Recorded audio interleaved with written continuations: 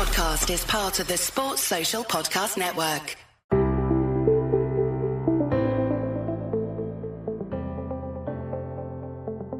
Hello and welcome to the Paddock and the Pavilion as we look forward to the Grand National at Aintree Racecourse. My guest is John James, who during the 1960s and 70s was associated with 3 Grand National winners and a second. He also rode a winner at the Cheltenham Festival on his first ride there in quite unusual circumstances. John now has a successful career running Brookside Stud just outside Newmarket, and during his riding days earned the nickname Jinx after experiencing his share of bad luck, as you will hear in this episode. 50 years since his last connection with Rag Trade, take a trip down memory lane and hear some wonderful Aintree tales with John James. Hello, John. Thanks for sparing me the time for this chat about the Grand National. It's a busy time for you at Brookside Stud near Newmarket. Yes, we're in full swing. We've had quite a few foals. I think we've got 22 to foal this year, which is plenty for us. The first ones that foaled in end of January, February, they've been covered. In fact, we've covered 8 mares this year, so up to date, and everyone's been scanned in foal. So we're doing well at the minute. You said off air that you had a late night or early morning yesterday. A couple of nights ago, this is where they start stacking up. You know, one's due and then she goes over the time and then she runs into the next one and that. But last week I had one at 11 o'clock and then another one foaled at 4 a.m. and then another one foaled at 7 a.m. So it's nice to get 3 out the way. It's the top treble. You know, it's 3 ticked off. So, but your sleep pattern's not brilliant at the moment, though. No. You sort of go into automatic, you know. I'm working with my wife. I mean, she's nocturnal, so she stops up from midnight and does the book work and bits and stuff and keeps an eye on the screen. And when anything looks like falling, she can just give me a call. But I sit up from now till midnight, you know, and it works well. Good. Well, on today's podcast, we're going to find out how you came to ride 3 Grand National winners and the favourite of the famous Foinaven race of 1967. Let's start, John, with the 1962 Grand National winner, trained by Ryan Price, Kilmore. Yeah, Kilmore won the National in March 1962, and I went to Finland in the end of July 1962. So as a young kid, and it was in the end of August, September time when all the jumpers come in from grass, and they do, you know, the basic road work. And the girl that looked after Kilmore, Iris, you know, no one else was allowed to go near him, kind of thing. But she was on holiday or something like that, and the head lad said, you can put your tack on that, you know. And you think when you was a young kid like that, and you tacking up the horse that had just won the Grand National, and all right, we was only doing road work, but it was there. It was an experience, and it wasn't. When I think back, it wasn't a big horse. It was a short, stocky, compact little horse, but lovely natured lad, you know. And he was an ideal ride for a kid, you know what I mean, to learn to ride on. How old were you at the time? 16. No, I'd tell a lie. Well, my birthday was in September. I was 16 in September, so I'd be 15/16 at the time. So at 15, you were sitting on the winner of the 1962 Grand. He was a 12-year-old as well when he won the Grand National. He was, yes. You're knocking on a bit. As I say, it was a grand ride for the kids to learn on, you know. He later came 6th in 1963, and he fell in 1964, which was Fred Winter, who won the Grand National on him. It was Fred Winter's last Grand National ride. That's right, yeah. What was Fred like to work with and be around at Findon? To be honest, I only ever saw him there once. In all the 5 years I was at Findon, I mean, the first year I was there was the last year that he was riding, and then the following year he started training. And I remember one Sunday, because we used to school every Sunday morning, and I remember one Sunday he came down to ride some horses, schooling, and that was the only time he ever came. And I think if you read in his book, he says that he very rarely went down there to school. So we never really saw much of him. I remember leading him up at Worcester one day on a little horse I had called Dom Perignon. He's a nice guy. And when he set up training, I was at Ryan Price's towards the end. And I remember ringing Fred Winter up and saying, look, I've been here 5 years. I've not had a ride, blah, blah, blah.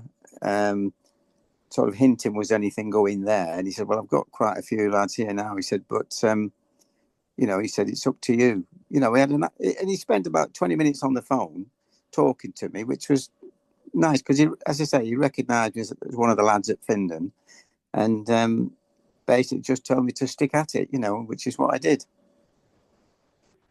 Next up, it's Anglo, which you also rode when he was trained by Ryan Price.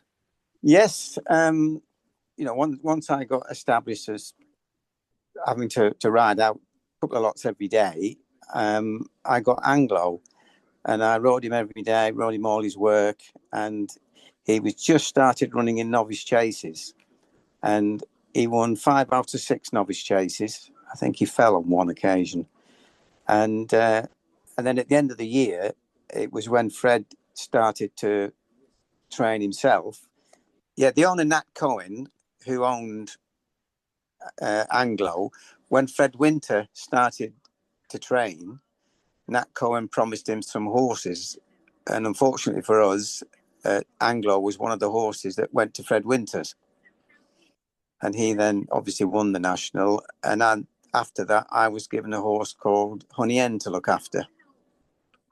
And you rode out Honey End regularly?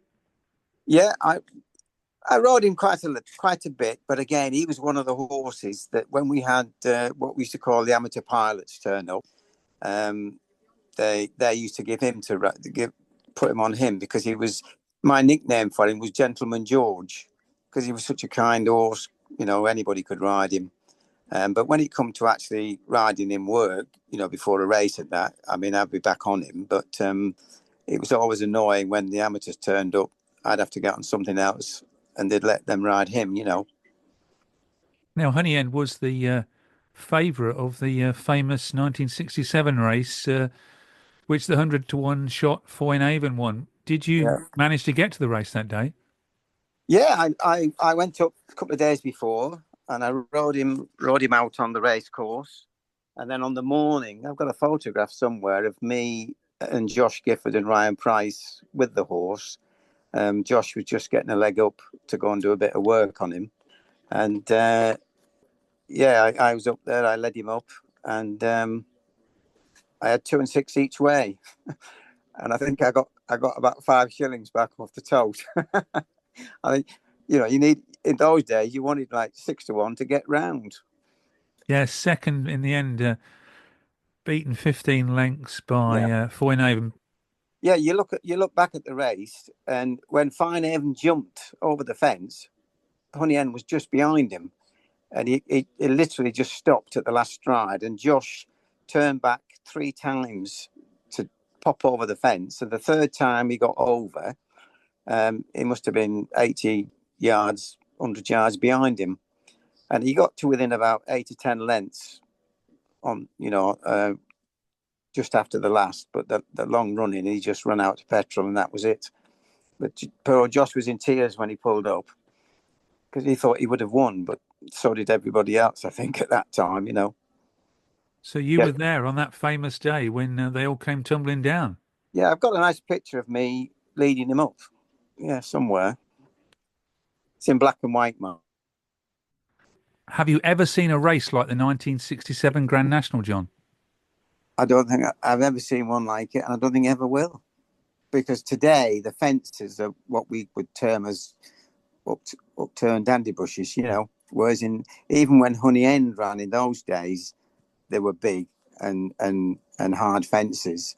I mean, in the latter years, they modified them several times before we got to where we are today. So they're really big. It was a big occasion as well. It was a big build up to the National.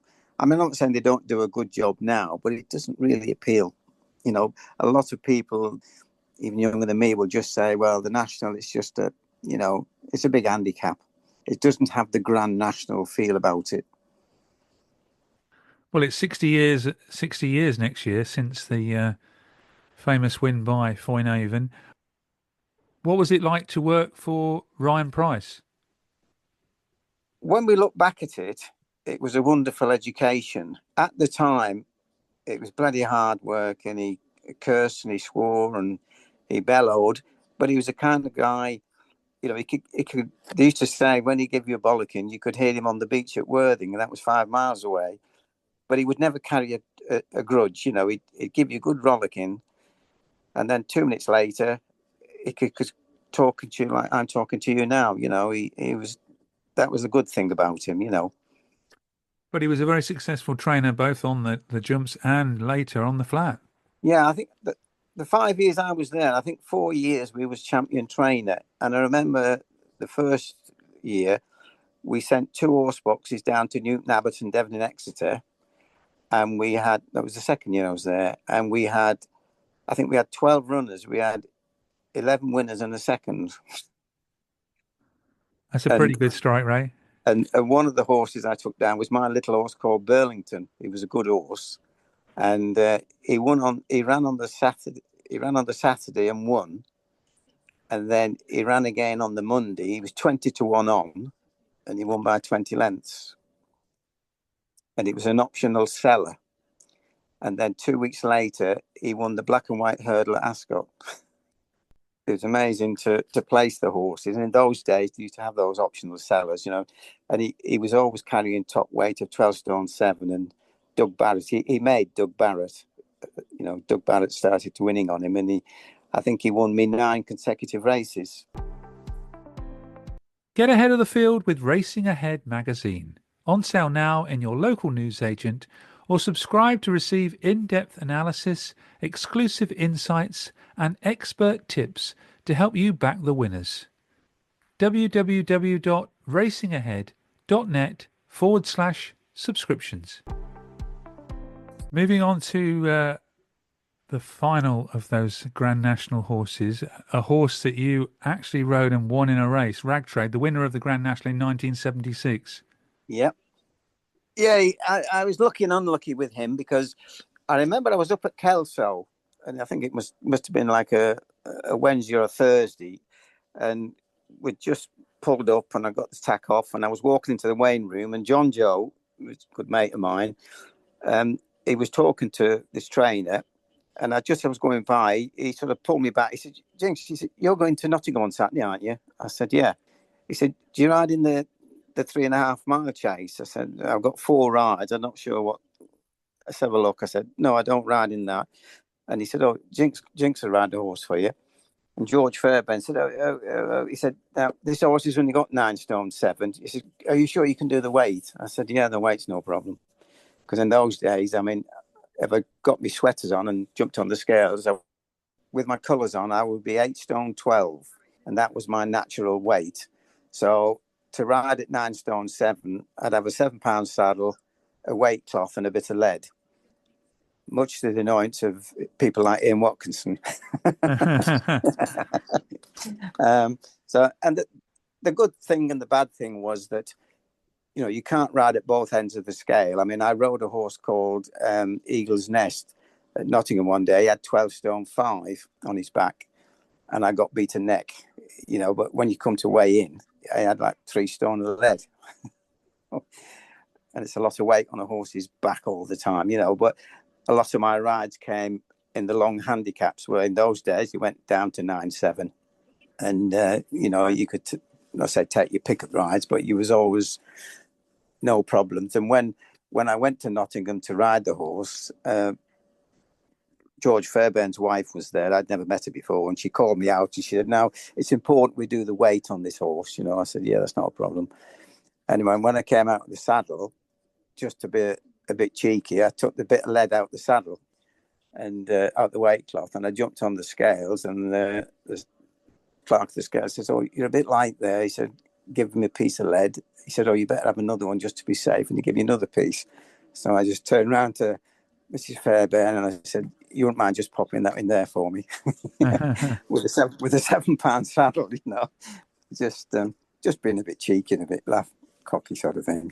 But anyway, yeah, that was it was a big horse. And I remember I walked into the parade ring with John, and we were walking in, 3 or 4 of us, and I was outside John Joe, and we was just going to go into the parade ring, and these horses was coming, so we had to stop.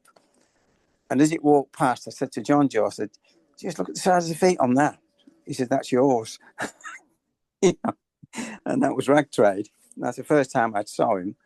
And I remember getting the leg up and cantered out the start, and the fences, they looked like dandy bushes on him, But he was a lovely ride. He'd never put a foot wrong with me. I got a nice picture of him jumping the last, a nice, perfect style, landed, running.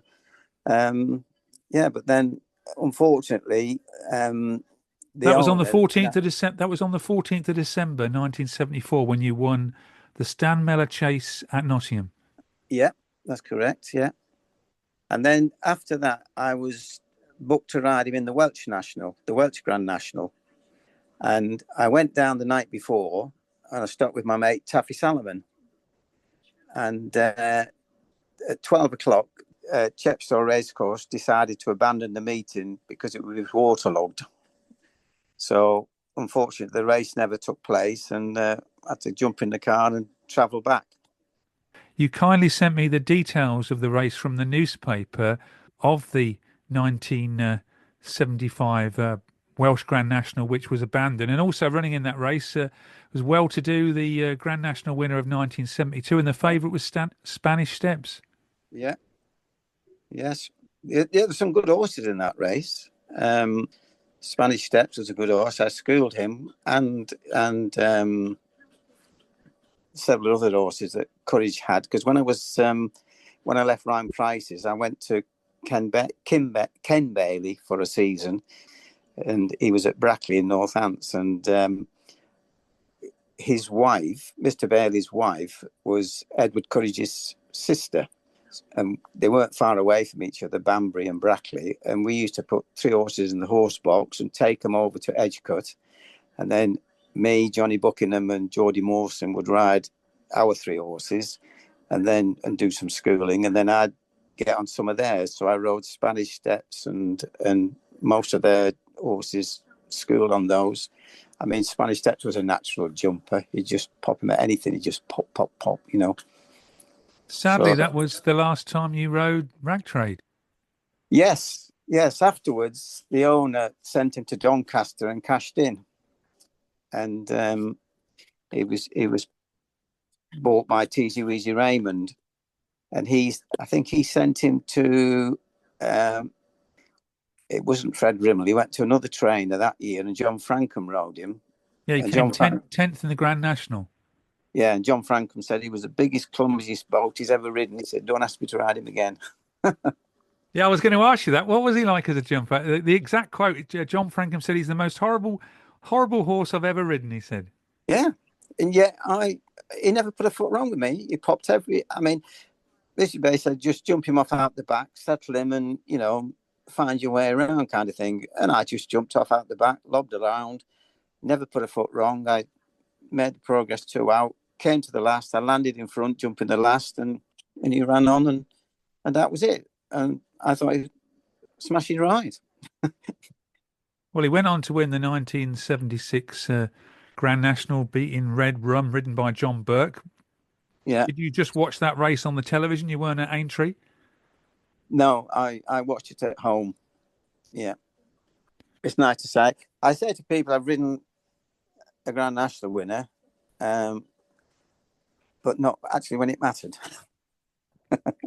Well, it's nice to say you actually did ride it and also won a race on Rag Trader. You also won a race at the Cheltenham Festival in 1973. Yeah, it was my first ride at the Cheltenham Festival. I just got going then. I'd lost my £7 allowance and I'd gone down to 5. And I think I was at Nottingham a couple of weeks before, and I rode a winner there. And Steve Steve Norton came up to me and said, would you ride this horse for me at Cheltenham, Silkstone? I said, yeah. He said, right. He said, I'll book you for it. And I never spoke to him again until we got in the paddock, as it were, or handed the saddle over when we weighed out. And Reg Crank had ridden him several times before and won on him. And when I got down to Cheltenham, went in with my bag, and Arnie, my valet, was there. And what you riding? I said, Silkstone in the first. Oh, right. And then Reg Crank was there, and he said, well, I'm riding that. I've come down to ride that. I said, well, he asked me a couple of weeks ago. I said, I haven't. He said, well, he never told me, he never told me. And he was getting the ump, like. But anyway, he went up to Steve and had a word with him, and he just said, no, Jinx is riding it, which is a bit naughty of him, really, when I look back at it. But anyway, I got the ride on the horse because I claimed 5. And that was on the 15th of March, 1973. You were only carrying 9 stone 9 in the George Duller handicap hurdle over 3 miles, 25 runners. Yeah, it's a big field. It's called the Pertemps Hurdle now. That's the race. That's the equivalent race. It's a 3-mile handicap hurdle. I remember jumping the last because he was hanging to the right towards the crowd, and I had to pull him round, and I jumped the last, and there was 2 in front of me, and I sort of picked the stick up and give him a couple of little slaps because I never hit him hard. Ryan was a bit like that way. He'd always say, leave one in for another day, and I gave him a few slaps and go at him, and I could see he was picking the horse up in front of me. And when you see it on TV now, when you come into the winning post and you gradually, are you going to get there? Are you going to get? And I just got up on the last stride to beat Ron Hyatt to short head or ahead.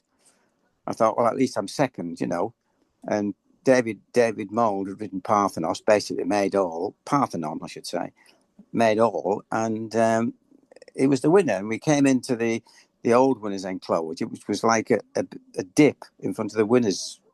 It's like a saucer. You went down, and we were all in there. And I was second. I said, he ran well, this, that, and the other, and he gave me a pat on the back, and that was it.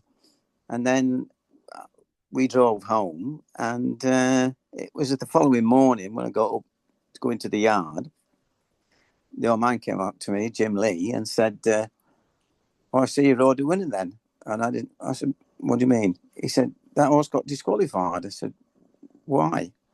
And apparently he said somebody objected after the race and said, and it was quite a while after the race, that he wasn't qualified to run because the conditions said that you had to have run or been placed in a race over 2.5 miles before entry.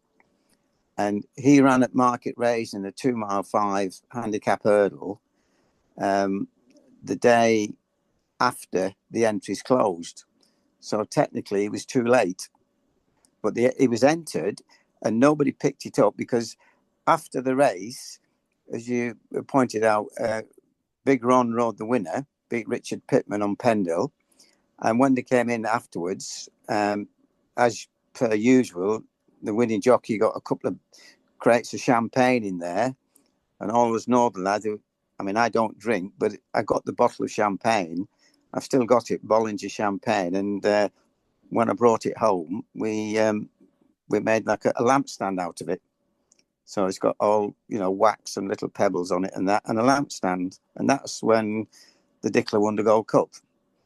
But when we left after the Gold Cup, I still didn't know that I'd ridden the winner.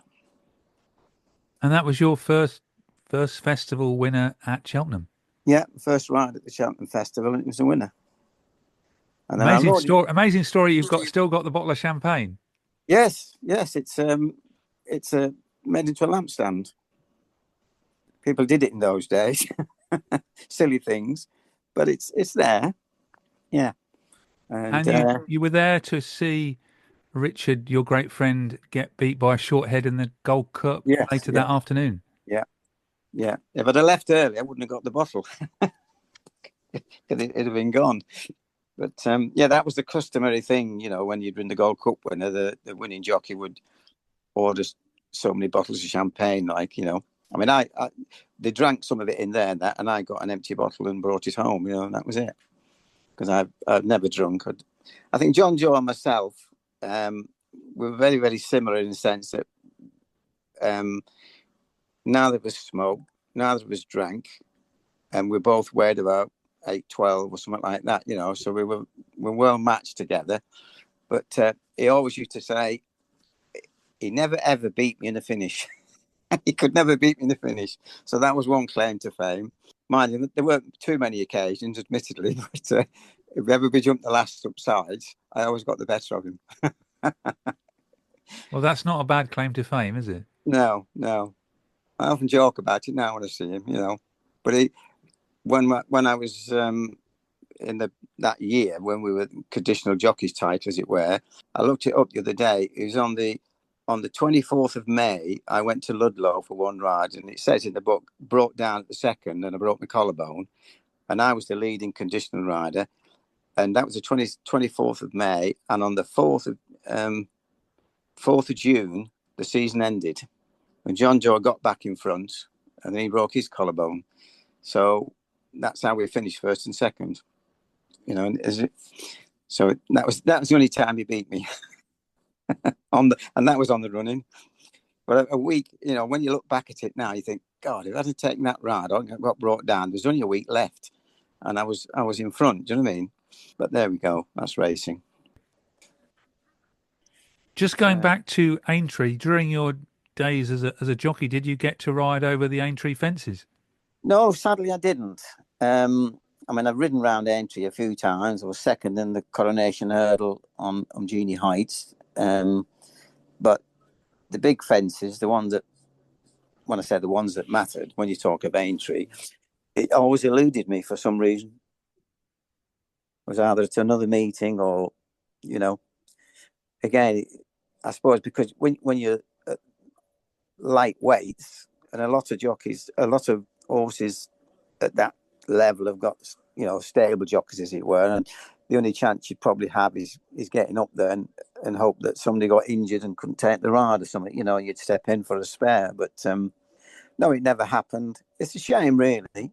But the closest I got was when Red Rum won his first national and beat Crisp. I was at Market Raising on Saturday and I rode a double. I had a little filly called Old Brief. I won by 20 lengths on her. And then I won the Watney Man Chase on Great Noise. And they were both on the television on the Saturday. And the old man said, well, you know, he's in the National. And he says, I'll put your name down. But the owner, who owned the yard, Clifford Nicholson had just passed away, but John Rolls was the manager who took over. He kept saying, oh, you know, he's never been round Aintree or this, that, and the other. And the trainer, Jim Lee, was sort of sticking up for me. And a couple of days before the race, he said, look, I've said to the owner, you know, he's booked to ride the horse. Other people have been ringing up, wanting him to ride this and wanting to ride that. But he said, you know, he's been riding the horse, he's won on the horse. So that was it. So anyway, Jim and I drove up to Aintree and got there. And I always remember me and John Joe were asked by the BBC to go on for an interview in front of the chair because we're both little. And we had to stand in the ditch, but they couldn't see us. So we had to come out the ditch. And we did all that and then got back into the weighing room. And the owner was stood there with the trainer, and I was inside the weighing room. And every jockey that came in, the owner was saying, well, ask him, has he got a ride? And he had got a ride. Then he said, oh, ask him, has he got a ride? And eventually, Davy Cartwright came in and they asked him, and he hadn't got a ride, but he could put up 3 or 4 pound overweight. And they gave him the ride. And the old man come to me and he was disappointed, Jim Lee, because he thought I should have ridden it, you know. And he said, look, he's opted for him. And then Richard Pittman came out. He says, come on, Jinx, you should be getting changed. You know, I've been down and done the interview with the television by the chair and that, you know. And I said, they take me off it. And Peter Sullivan was stood there. And Richard was really flat. He said, you can't do that. You can't do that. It's ridiculous. He said, you know, it's 12:30. They're taking you off it, you know. And then Peter Sullivan came over and he put his hand on his shoulder. And he just said, you know, he said, it's hard and difficult. He said, but look, there'll be other times. And I remember turning to him. I said, there might never be another time, you know, and that was true. But it was really because coming from that area, St Helens, you know, it's only 5 miles up the road from Aintree, and there was all the write up in the local press about me, you know, and this, that, and the other. And you know, for the people watching it there, then all of a sudden said, "Oh, there'd been a jockey change," and it took off it. You know, it was heartbreaking. You know, it really still sticks in me today that I never got the opportunity. You know, it's just one of, as I said, there was only 2 races a year around Aintree, and afterwards you were either hadn't got a ride or, you know, you're at another meeting or whatever. So it never happened. You know, it was just a shame that it's the one thing that eluded me. You know.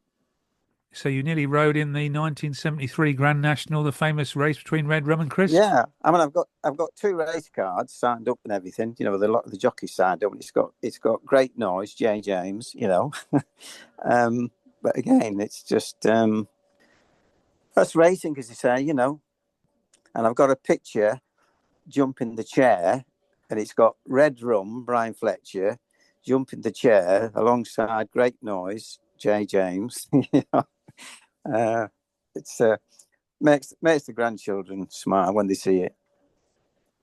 You certainly had an eventful March in 1973, winning a race at the Cheltenham Festival that you didn't think you had won, and then sadly losing that ride in the Grand National. Yep, yeah. As they say, that's racing. You know, it's and he was a cracking little horse, and the annoying thing as well is he wasn't very big, and he suited me because I was little. You know, and I could do 10 stone or 9'7", whatever he had without any problem. And he got round as well. You know, you could just pop him at anything. He'd just go 1, 2, pop, and he'd jump whatever you put. If you put a gate in front of him, he'd jump the gate. You know, and I thought we were well suited. And I'd only ridden the horse once, and I'd won on him and made all basically at Market Raisin. And yeah, and I'm certain I would have got round on him, and that would have been even if I only had the one ride in the national, but I got round, it would be like a bit of icing on the cake.